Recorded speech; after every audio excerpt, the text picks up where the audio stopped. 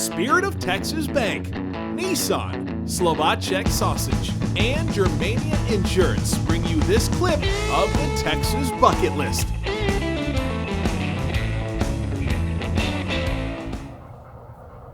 Howdy, and welcome back to the Texas Bucket List.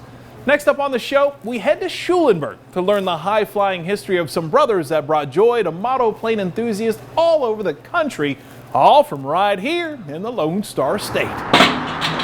When driving down Highway 77 in the small German Texas town of Schulenburg, you'll see a sight that's sure to get your curiosity flying high. That's about the time you'll pull into a hangar at the Stanzel Model Airplane Museum.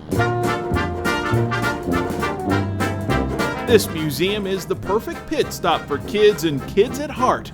It's a journey through time, through the clouds, through the eyes of some pioneering Texans. Good memories, always good memories, yes indeed, yeah. Ted Stanzel is nephew to the men behind more than just this museum. You see, his uncles Victor and Joe created a business with a buzz. It created a lot of interest around to hear those air engines howling along, you know, and making noise. And I'm sure people were wondering what's going on there now. It all started when the two farm boys from the South Plains of Texas wanted to soar. He didn't like the idea of walking behind a mule plowing the field and picking cotton, and he's looking for something a little better than that, a little easier, a little more sophisticated, if you will. So instead of sticking to the soil, Victor looked to the heavens for inspiration. Said he used to gaze up into the sky and he would see birds flying above him, and he was kind of curious to see whether he couldn't design something that emulated the flight of that bird. And so that's kind of how he kind of got started in designing airplanes. Without any education in engineering or design, Victor started drawing model airplanes. His brother Joe would then build them, and before you knew it, they had some impressive aerial works of art. So this is what started it all, the 1939 Tiger Shark, huh? This is the 1939 Tiger Shark that was designed and developed by the Victor and Joe Stanzel. The brothers sold their model airplane kits made out of balsa wood in magazines, and orders were flying out the door. They sold tons of them. Then came innovations like control line mechanisms and battery-powered propellers. As the years passed by, the company continued to grow, all from the small town of Schulenburg. The toys were really popular, and they had about 125 employees working, and not only just one shift, they're working more than one shift just to get enough orders filled. But as fast as these model airplanes had taken off, the crash that was to come was unforeseeable. What happened? Yes, that's a good question. What happened?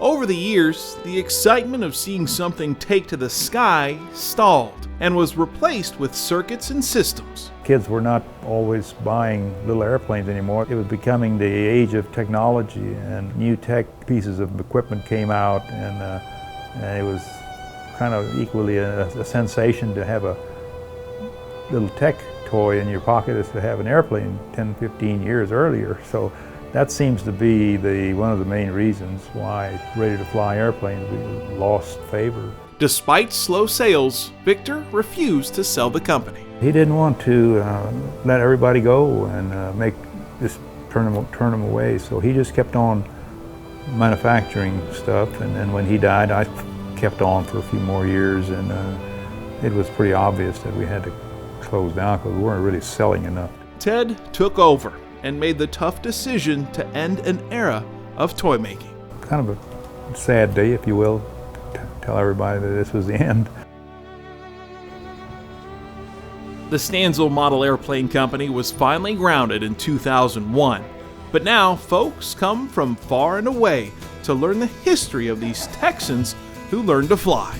The museum, it's a historical part of Schulenburg, and the Stanzel family has done a lot for the town and the community. I'm 61 years old, kind of grew up in the 60s, 50s, 60s, 70s, and I had no idea that it was connected to Schulenburg. It's awesome.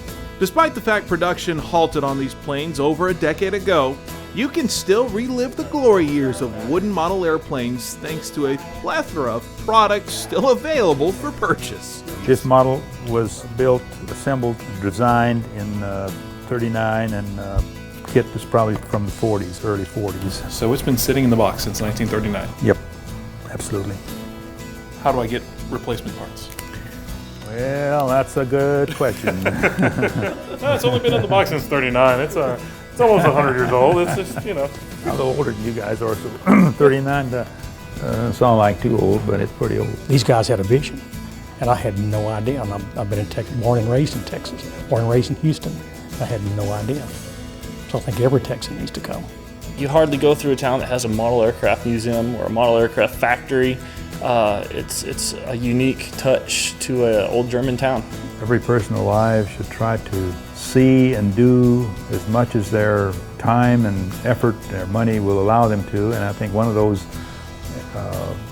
efforts that everybody should put into place would be to see a good model aircraft museum in the city of Schulenburg, Texas.